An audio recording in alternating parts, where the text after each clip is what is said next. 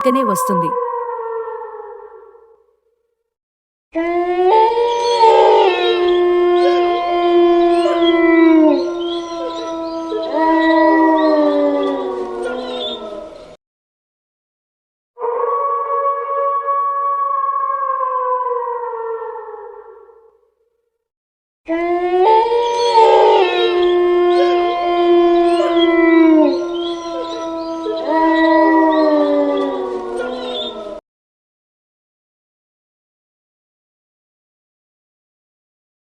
దివ్య ఇంటికి వెళ్ళగానే మంచం మీద ఎక్కి కూర్చుంటుంది.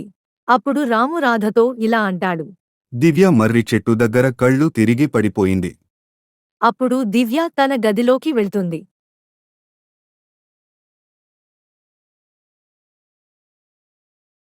అప్పుడు దివ్యకు నీరసంగా ఉంటుంది. కాసేపు విశ్రాంతి తీసుకుందాం అనుకుంటుంది.